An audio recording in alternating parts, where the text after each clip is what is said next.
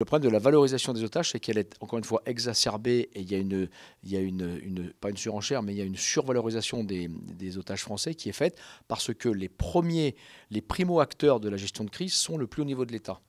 Et tant qu'on n'aura pas compris que le plus haut niveau de l'État diffuse un message comme quoi c'est l'État avec des réserves financières quasiment illimitées qui négocie, ben la valeur marchande de l'otage, bien évidemment, elle n'est pas la même que lorsque c'est une solution assurantielle qui intervient.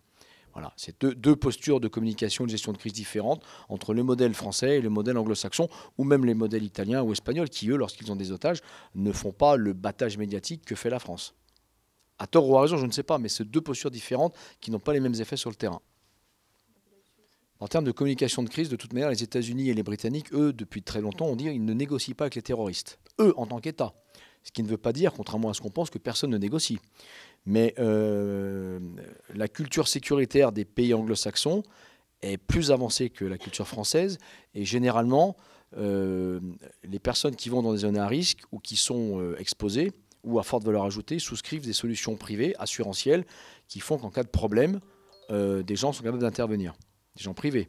Ce n'est pas tout le temps le cas, mais quand ça se déclenche, au moins, il y a des gens qui s'en occupent. Mais l'État n'intervient pas. En tous les cas, pas officiellement. Si l'État américain intervient, c'est parce qu'il va diligenter une action offensive pour aller faire une sortie de crise, pour aller libérer un otage. Ça a été le cas d'une travailleuse humanitaire en Somalie, il y a 2-3 ans, qui a été libérée par un commando des Navy Seals, et avec succès d'ailleurs. Contrairement à une autre travailleuse humanitaire britannique qui, elle, a été tuée pendant la tentative de libération. C'est là où l'État américain intervient. Mais il y a échange, il y a communication, mais dès lors qu'il y a un citoyen américain qui est enlevé, le FBI est saisi. Mais on n'en parle pas.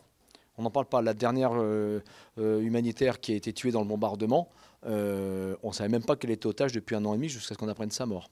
Alors que dans la politique et dans la culture française de gestion de crise sur les otages, tout de suite, très vite, peut-être trop vite, c'est ma lecture, il y a une mise en avant du plus haut niveau de l'État qui peut être néfaste et contre-productive en matière de négociation.